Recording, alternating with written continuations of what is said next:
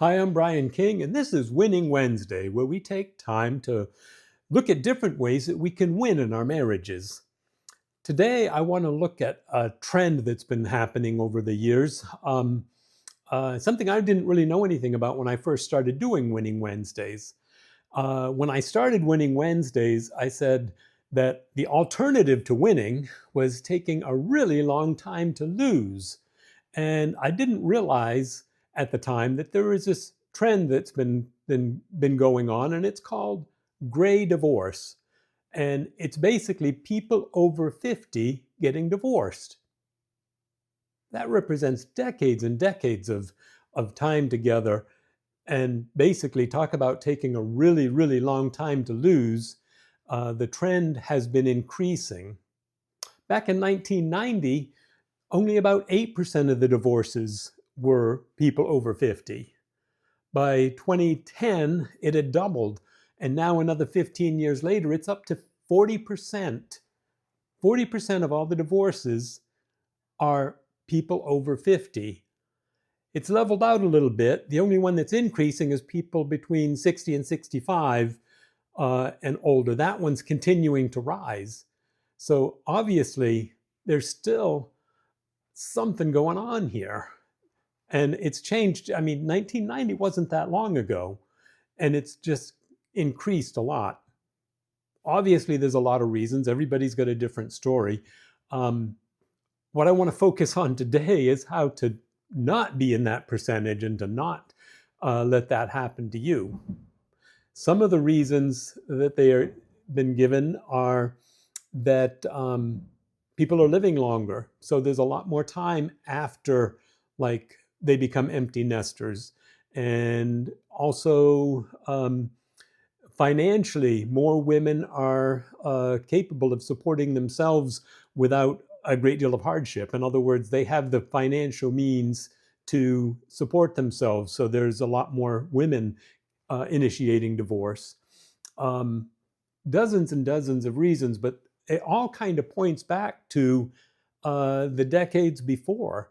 I don't think people are getting to their 50s and saying something bad's just happened now. I think it's more all of those years before, and that's kind of sad because it represents a lot of years of unmet needs, a lot of years of unhappiness, a lot of years of struggle, and all of that could have been avoided if they'd put the time in, if they'd worked on it, if there were resources available that were pointing them in some direction other than divorce. Even at that late stage, you can still find hope.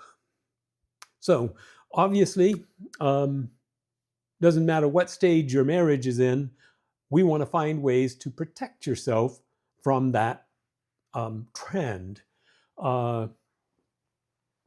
So here's 4 ways to strengthen your marriage and guard against the drifting apart that can happen later in life. Communicate early and often. I know I've said it a lot of times. I probably sound like a broken record, but don't let silence build walls. If one of you is unhappy, talk about it. A lot. Bring it up. If you're not getting your needs met, talk about it early. Don't let it go for 20 years and then all of a sudden decide, I never loved you anyway and I'm out of here. That's horrible. Why take so long to lose when you could have all those years reclaimed and you could win?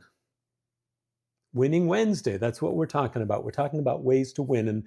And like I said, communicate early and often. If you're not getting your needs met, bring it up with your spouse.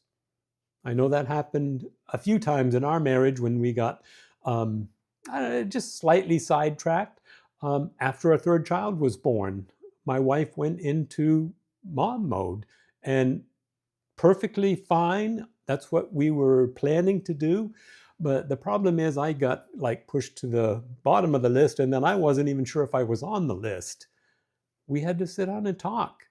We had some very serious discussions about how things were going, and she made changes and we got it back together.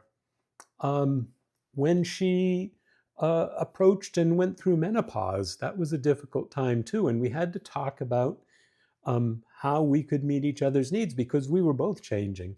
And we talked it through, we communicated, and we grew. And once she knew there was an issue, then she took steps to deal with it. And I think a lot of times only one partner realizes it's an issue because the other one hasn't been communicating that it's a problem. So, number two, don't wait years to fix problems. It's the small cracks that turn into big fractures if they go unattended. If you don't take care of problems, they're just going to build one on top of the other.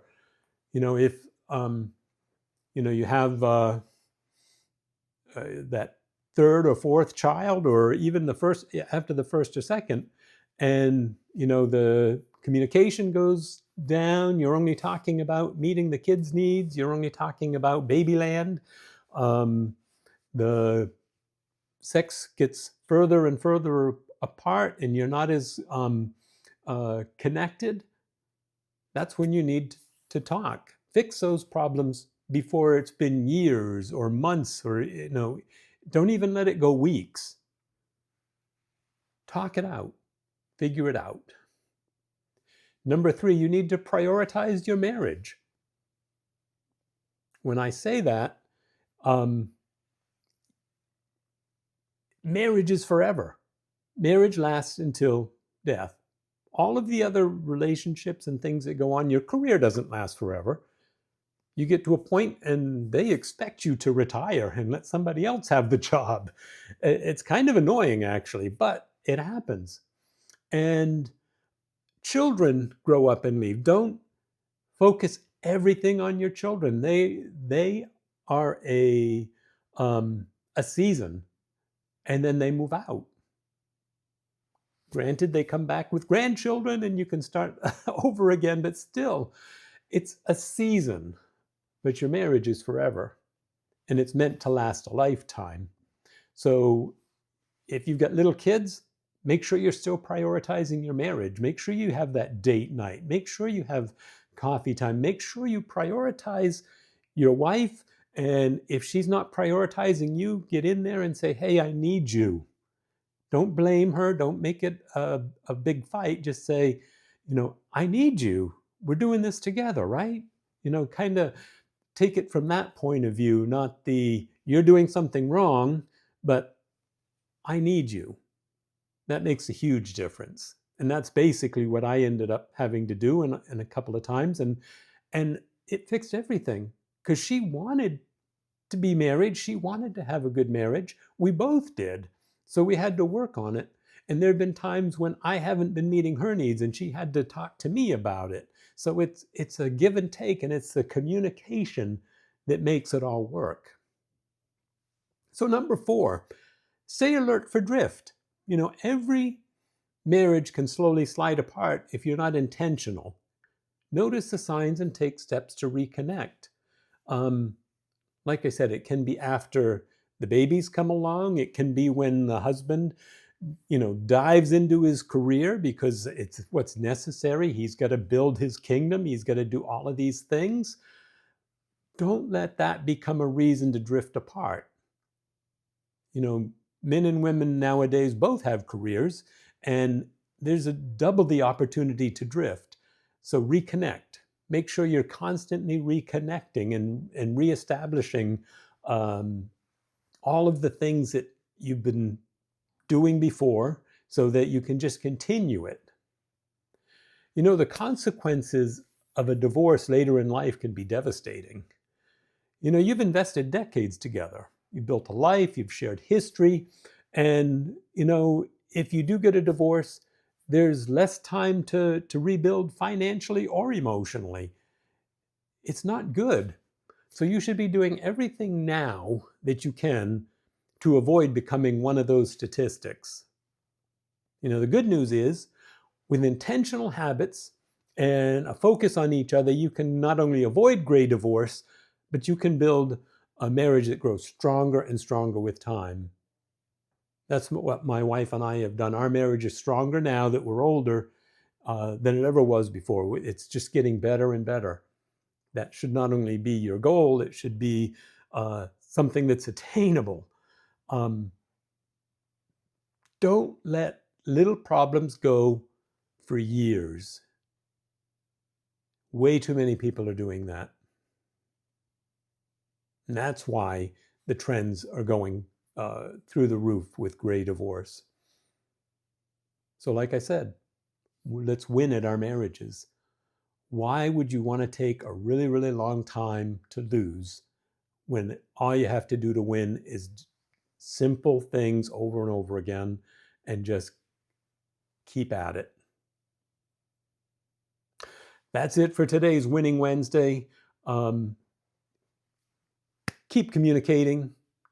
Don't let the little problems build up. Prioritize your marriage above your kids even, and stay alert for drift. And if it's there, reconnect.